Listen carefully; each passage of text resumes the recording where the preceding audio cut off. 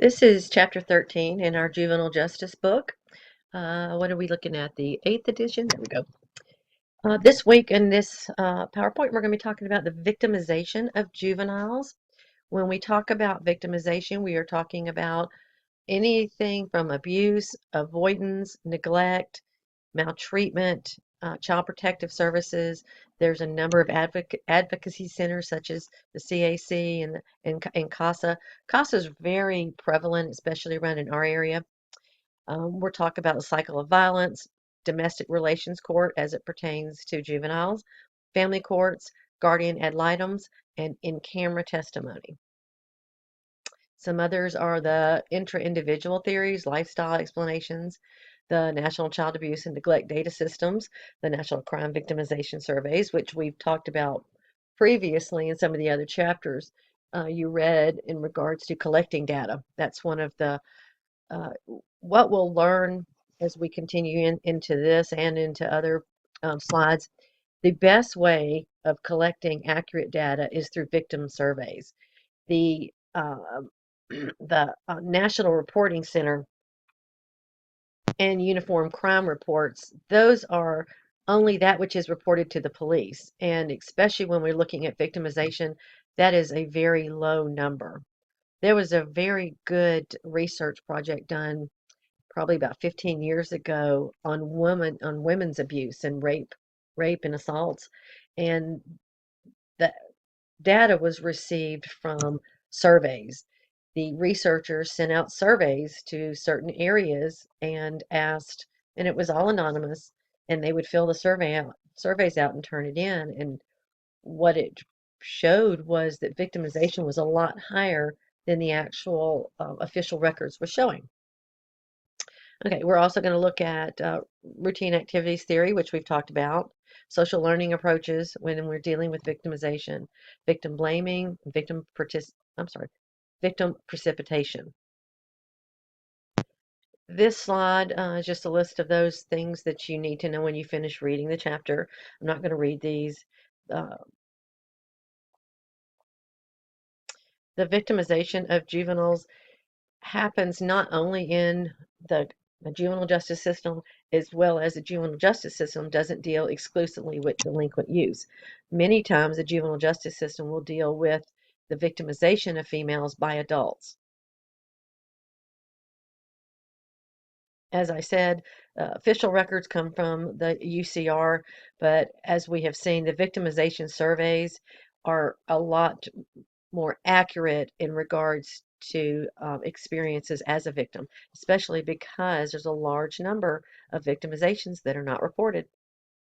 You do need to be aware of the NCVS as the well-known source of victimization data that is collected by the U.S. Census Bureau. Something interesting to point out here is the second statement that surveys indicated on average there was twice as much crime occurring as reflected in police records. And I'm just repeating myself again that many victimizations, many offenses of victimization are not reported by the victim. Here you can look at this table that comes from the NCVS, and you can see the total of crimes by age group and by race. I'd like you to just take a minute and go back and look at this table when you have a minute and notice where the highest percentages are. If you look at females age 16 to 19, 38.2% as opposed to males at 33.9%. So it is even less, and as I said in class, females are becoming more violent than males. And also what you find interesting down here is the number of rape or sexual assaults that are reported. Females are actually reporting 3.8, males 0. So do we really think that males are never a victim of rape or sexual assault? No, they just don't want to report it. This slide just breaks it down on the graph you just saw right before. Another way to explain from the same graph that the younger black juveniles are violent crime victims less often than young whites in all categories. of those that report. And I think we look at again that young black juveniles are less likely to report a crime of violence against them. A significant number of youths are victims of crimes, and youths are more likely to be victimized by offenders of the same age, race, and sex. And most often, youths know the offender. And now we look at the victimization in the schools, and victimization in schools has increased, uh, has become a major concern. I'm sorry, and it has also increased in prevalence over the past 20 years. And mostly this is due to the media. As I said, media reports now 24 hours, 7 days a week. So we see it more. And so it hasn't really increased anymore, but um, it appears to be more prevalent because we see it in the news more. And it's actually, there's more um, violence that does not lead to death as opposed to killings.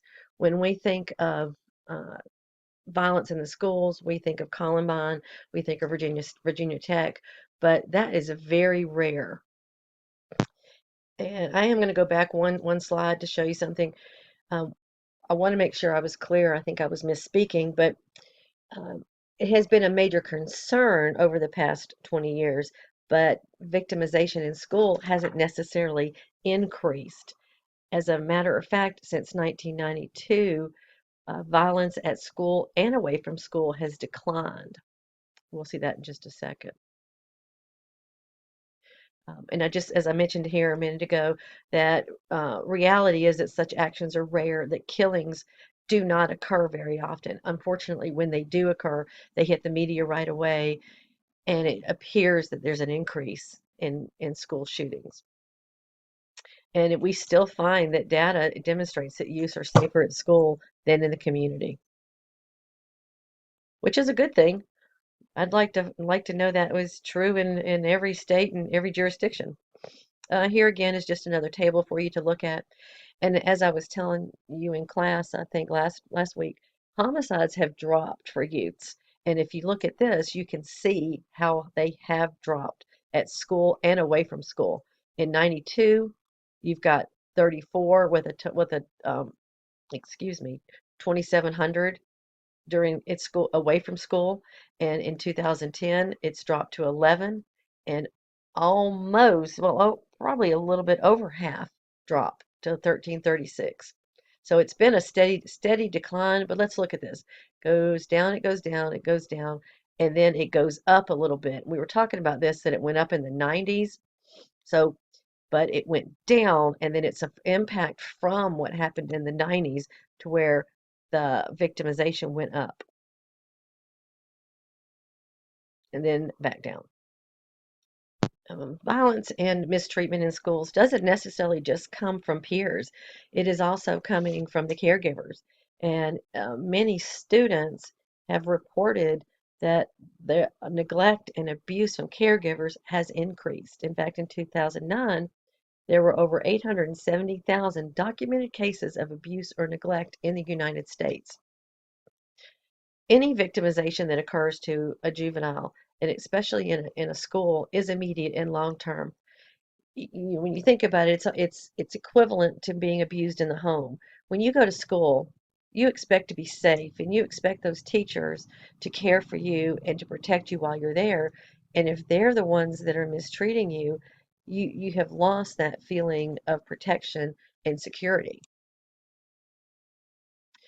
Bullying is also a major concern in the schools, and restorative justice is excellent in addressing the bullying in schools.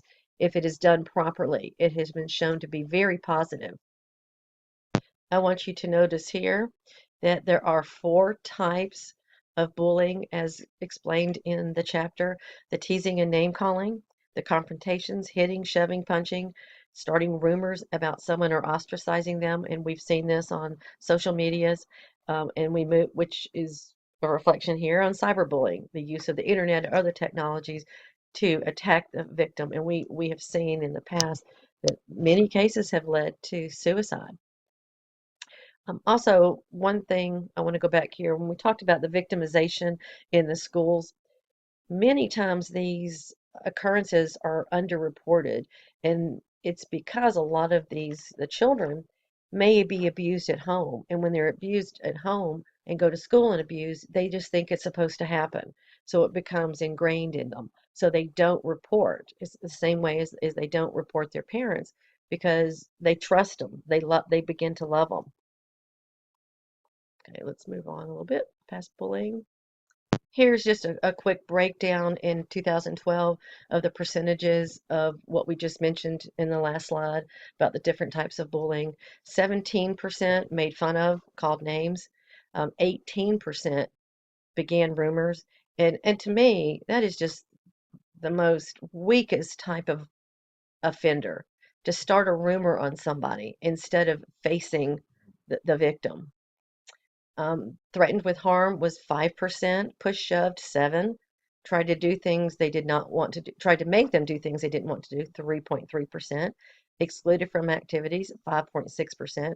I think that is seen a lot because especially in group activities during on playgrounds and during the free time when they just exclude certain children, and that can be very detrimental.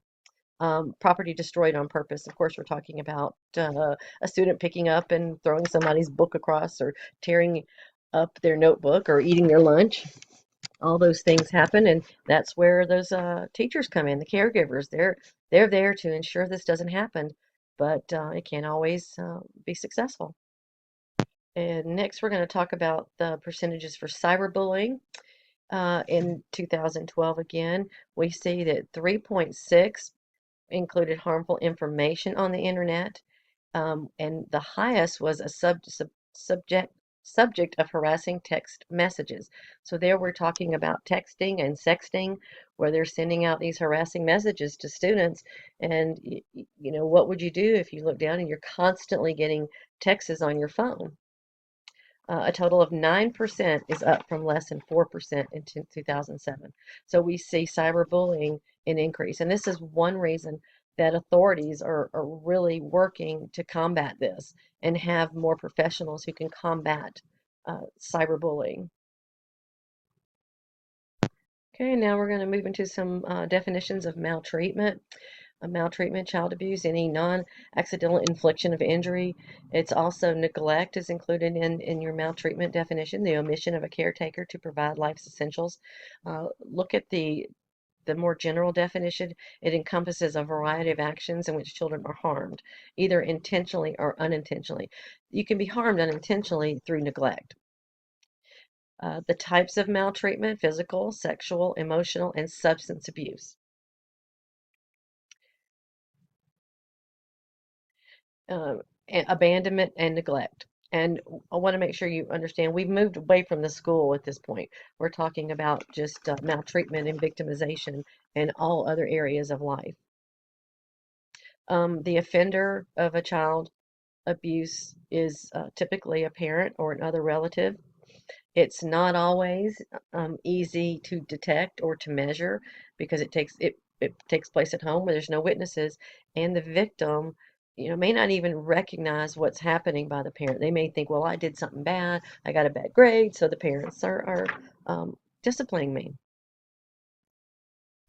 We don't have any true figures on exactly how much abuse and neglect are occurring throughout the United States.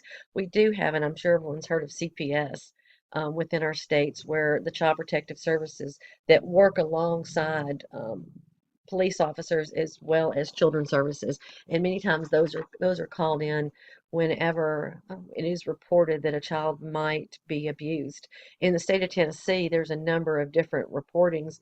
For instance, and I don't remember the exact levels, but I think they're like 1, 2, 3, and 4 or something. But if they get a call and it's not as serious, it could be they reply in a certain amount of time. The most serious, I think they have to respond within an hour. So if they hear of something occurring that's life-threatening, one of the agents will go out within an hour. And as I said again, the figures are hard. They're really just estimates. Um, offenders of juvenile victimization try to explain away their victimization. They may say it's due to unemployment, it's due to possibly have been abused themselves. Um, they can also use social isolation, family conflict, and economic problems for the reasons they abuse. They try to take the blame off of themselves and possibly even put it on the victim. Well, if they hadn't have done this, I wouldn't have had to slap them. One of the most important aspects of looking at juveniles as victims is not a turn away from the juvenile justice system or a turn away from offending, because what we will see is that there is a correlation between victimization and offending behaviors. Many adolescents and juveniles that are victimized, that are victims of abuse, will turn themselves to becoming an offender. Now, remember, just because you've been abused does not mean that they will automatically become an offender, but the high rate of offenders were abused at some point. One of the consequences, I should say, one of the um, explanations to explain victimization is the victim blaming, and I think it started back here on this slide, that the victim holds some responsibility because maybe they started it, maybe they aggravated it, maybe they even brought home bad grades, yelled at their parents, and so therefore are they culpable in being the victim, and this is considered victim blaming. We also have that the lifestyles, and it can explain through the routine activities theory, which remember was you have a motivated offender, a suitable target, and an absence of guardians. So therefore you have the motivated offender of whether it's a parent, a school official, another adolescent. Um, the juvenile is the victim, is the suitable target, and there's no one around to prevent this behavior from occurring. The rate of victimization can also be impacted by just other use available. As we looked at the routine, available victim is there when an offender goes to school, might be a victim themselves, and therefore there's a suitable target for them. And because they have been victimized themselves, they are now at higher risk of being a victim. And here we see a few more theories, explanations to help us understand victimization as well as to explain victimization. These theories address a different portion of victimization depending on whether it's the offender in the society, in the victim, I'm sorry, the offender in society in that. Sorry about that interruption. I was looking at the PowerPoint as well as looking at my phone, so I'm misspeaking, and then suddenly my phone is speaking to me. So I don't really know who it was, but phone, we're busy right now. So let me go back to doing what I'm doing. The first one, explanations of child maltreatment, focus exclusively on the offender and society where the victim is not considered culpable. The next theory is the intra-individual theory, that child maltreatment is an internal flaw or defect of the abuser. So sociocultural explanations emphasizes the role of society on the offending. So this is one of the ways that you can blame away your victimization if you are an offender. It's a blame away your offending behavior by victimizing a juvenile, because you might say it's the stress of my life that's led me to do this. Everybody's doing it. We live in a hard life.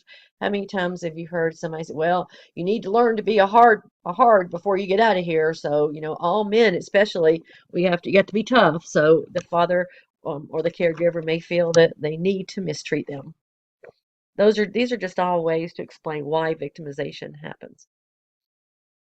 The social learning approach is also another way to explain, and this is what I had said previously, that an individual actually learns to be an offender or learns how to abuse and neglect by either seeing the behavior happen within their home or school or society, and therefore taking on that role.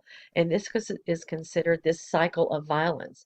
The idea that someone that is abused or may have seen the abuse in their own home becomes an abuser.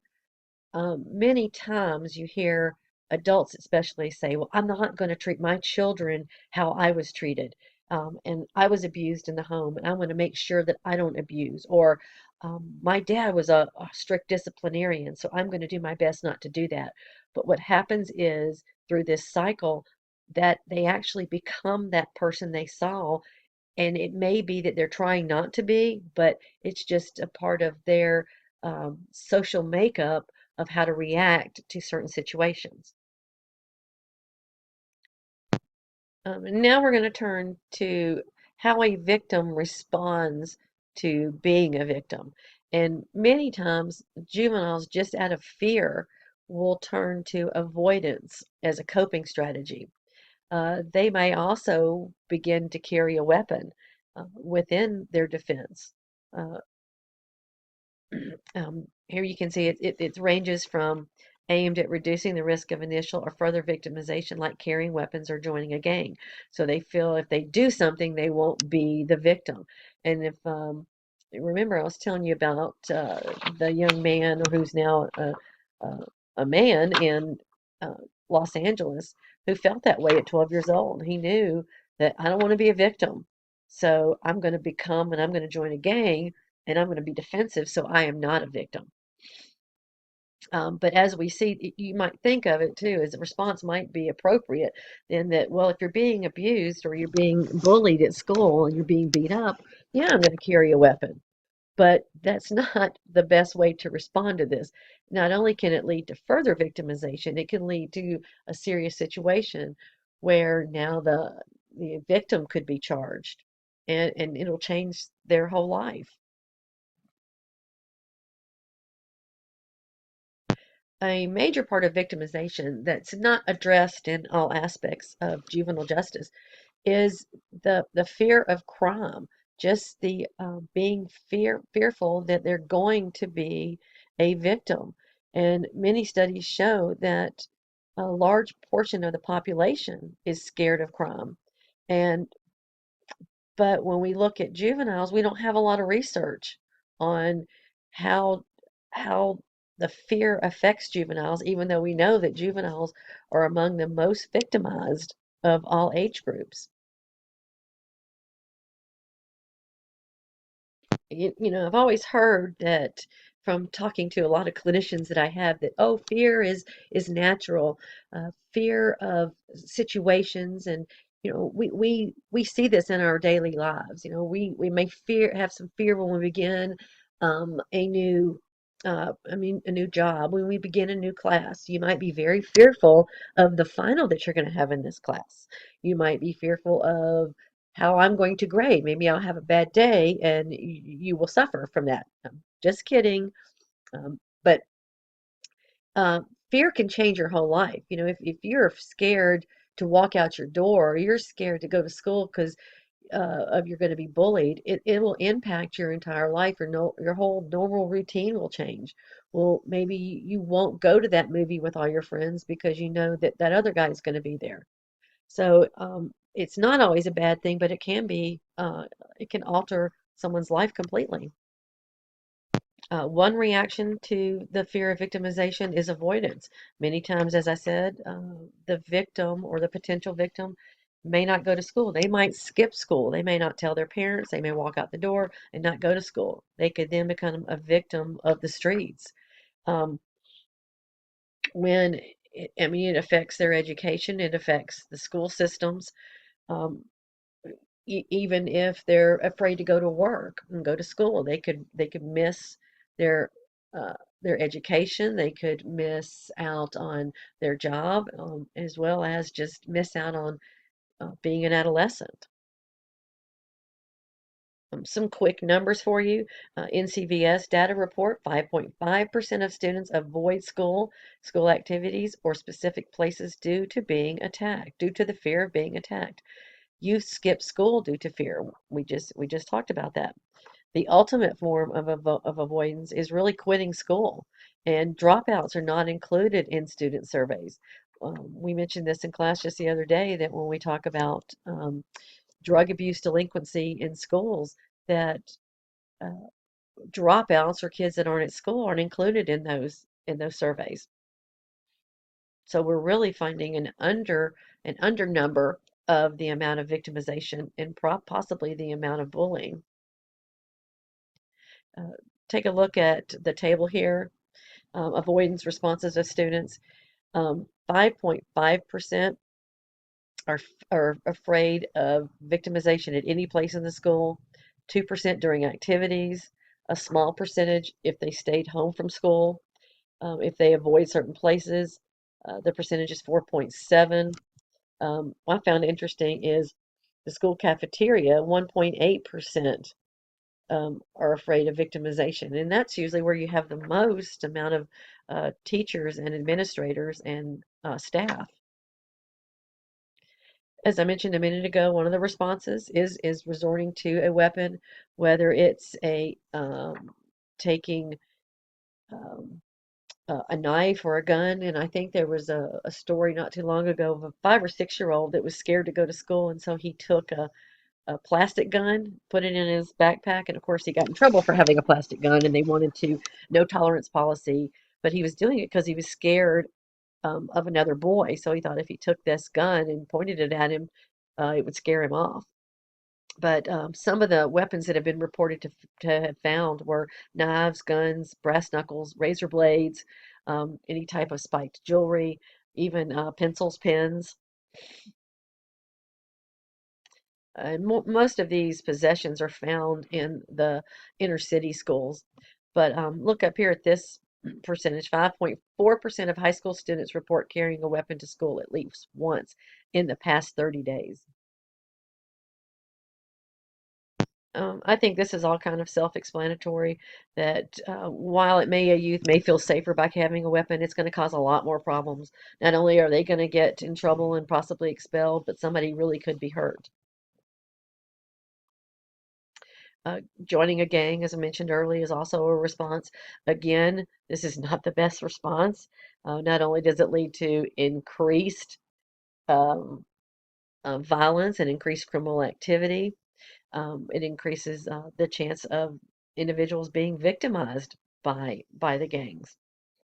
It's really interesting to read down here because while it may supply a sense of protection or attachment, as we said, it's double-edged. It typically demands participation in an illegal behavior that therefore puts that adolescent in the fear of danger again.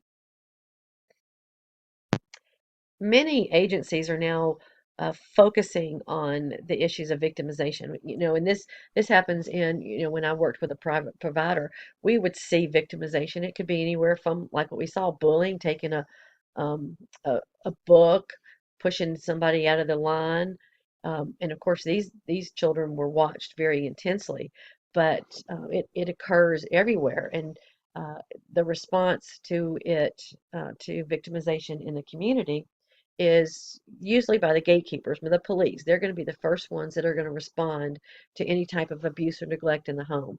And many times they are there for, their job is for the offender. So they might ignore the status of the victim and really focus more on the offender. As I mentioned, Child Protective Services is another agency. If you're interested at all in Child Protective Services, um, it is an excellent agency, and they work very hard and very diligent to protect children as much as they can. It's a very difficult job because you might get a call and have to go out and remove a child, and the child doesn't want to leave. As we know, a child is very quick to um, forgive the offender. And so, but a child protective service is going to have to go out there and remove them no matter what. It's just a difficult job, but they also are there to help the family. And I mention this all the time. Wrap Around Milwaukee. They have a lot of in-home services where they come out and help. They try to leave the child in the home. Now, of course, if they're under constant abuse and it's life-threatening situation, they won't do it. But if they can try to keep them in the home, work with the parents, teach them parenting skills, even sit in the home and just watch them for hours and see what the issues are. And they're there to help. It's a wonderful program. Also, there's a lot of child advocacy centers, and there's even some here locally where I am in Northeast Tennessee. But these agencies do a lot of services. They offer independent resources to the adolescents. They also bring together child protective workers, law enforcement, uh, uh, court officers, educators, in an effort to provide a full response and service to the mistreated children. It's a multidisciplinary team, and if you're unfamiliar what this term is, it's just as I explained. It's bringing in a number of professionals from all different fields, and it's just like when we talked in restorative justice, where you get a number of different professionals that bring in all different expert opinions and bring in different ideas, and it really makes it a successful. Um, these advocacy centers have a number of roles, and one, and most importantly, is to minimize trauma for child victims and provide a safe and comfortable atmosphere where they can finally feel protected and free to talk, free to open up and express any of those fears that we talked about. Most of the interviews are taped, and these become very helpful. Just as when I listen back to myself on this, and I'll think, oh, I missed that. Look at me, I'm saying all the time.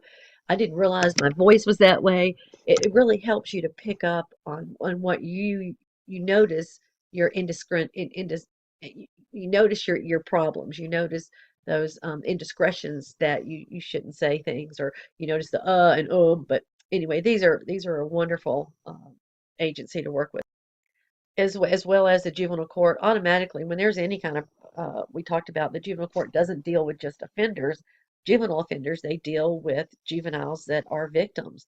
And the I hope everyone sees this, because this is part of your what you're doing on your final. It's due on Monday.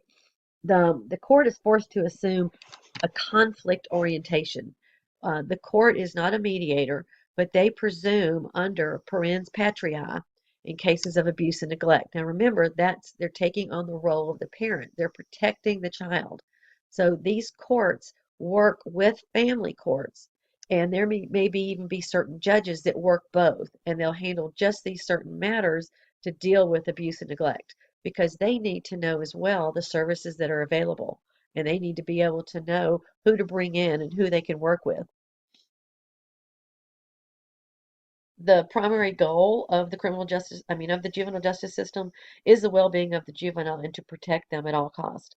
They work with CASA, and CASA is a court-appointed uh, individual that will work with families, just like I talked about the wraparound Milwaukee and services coming into the home. But this person will work with that family and the child to ensure they are getting the needs and protect that child in any way possible. But they are there to help facilitate services, also help them to get to court if need be. But it's more, they work for the courts, and many times they're actually an independent private provider that offers this. But anyway, they work for the courts, and they're there to ensure that what the court orders is followed out.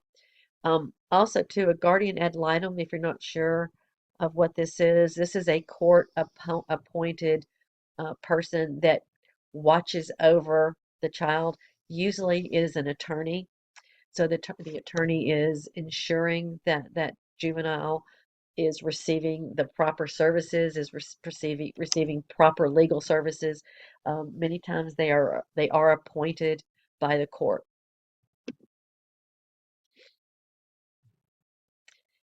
Did want to go back for a second and mention this. Down here, advocates usually serve in a voluntary capacity, with some courts providing office space.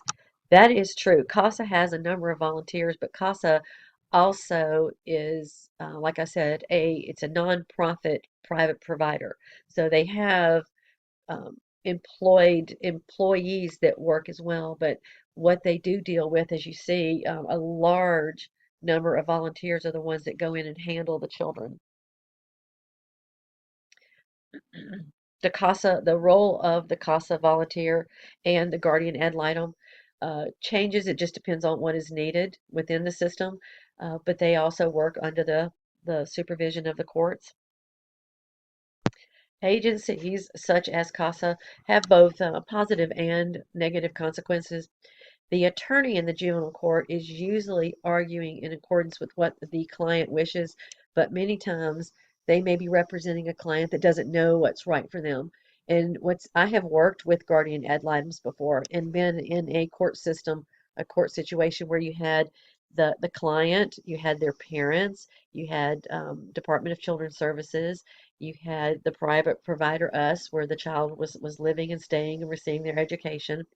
You had I want to say probation officer possibly, and you could have even had a CASA volunteer in there, as well as the guardian ad litem, and the guardian ad litem could argue with everyone else in there on what we all believed would be the best. And I saw this one attorney, and she would not agree with us.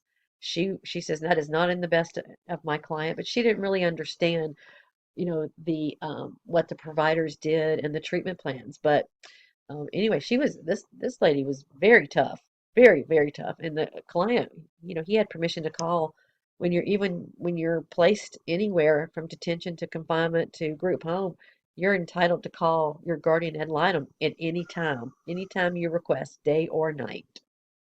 I was surprised too by um, this report that it was a lower rate of family reunification, probably due to the fact that they handle more complex and difficult cases. Um, I think that varies. It depends on the type of juvenile. When I worked at Stepping Stone, we had some of the most hardest and difficult cases. Most of the boys there, 99.9%, had committed a rape or a sexual assault of some kind, and many of them were had high strong behaviors, very difficult, high risk behaviors. And so they were very complex and difficult. But we worked on family reunification as well. And the CASAs that volunteers I saw did a very good job. But again, it could be due because by the time they get involved, it's just too far along. Here's some of the outcomes of CASA. I see my time is really going up, so I'm going to try to cut this short right now. Just be sure to review the outcomes of CASA. They could spend a longer time in foster care, and foster care is not always bad, especially when you've got the parents involved, CASA, the guardian ad litem, the private providers. More youths are placed in foster care that goes through CASA. And if you look at that, it's kind of a reflection off of the family involvement. Without a family, they have to have somewhere to go. So they do stay in foster care. CASA helps them get more cases are permanently closed before they reach the age of majority, which is great to hear because if they don't at the age of majority, then they're just dismissed from the system and there's nothing else that we can do when they turn 18 years old. They are less likely to re-enter the juvenile justice system, higher likelihood of successful permanent plan. A permanent plan, just really quickly to explain, is the ultimate goal of every child that is removed from any home, and especially in Tennessee. As I said, when a child is incarcerated or when an adult is incarcerated, the first thing that should be happening is they are looking at the exit plan and they start working on everything they can to get that individual out of confinement. This is the same thing. They work on a permanent plan from the day they enter custody. And whatever that may be, whether it's going back to their home, whether it's being permanently adopted, whether it's going to be aging out of the system and going into an independent living services, this is all started from the day of custody. And right here, lower chance of family reunifications and more adoptions. That's all a part of the permanent plan. And The agencies, when a child is transferred to adult court, the agencies, the social agencies that are helping, like CASA and some of these others, it's not as successful in criminal court, and that is because the court at that point is looking at punishment. They're not looking at rehabilitation. They're looking at determining guilt, and so those services are not readily available. Courts are doing some things to enhance and to improve their their services. They're trying to have more victim counselors, especially when you're dealing with juveniles and adolescents. They have relaxed the hearsay rule, and they're allowing others to testify in behalf of the juvenile, as well as the in-camera testimony. And yay, the last slide has to do with the domestic relations court. This is a different court than domestic violence court. This is domestic relations. So it deals mostly with family problems. It deals with uh, child support, child visitation. It may hear cases of allegation of abuse or neglect from one parent against the other. Um, it could possibly have a CASA worker with them or the guardian ad litem, but if there's any evidence of abuse or maltreatment, they don't deal with it. They refer it to either the juvenile court or the criminal court.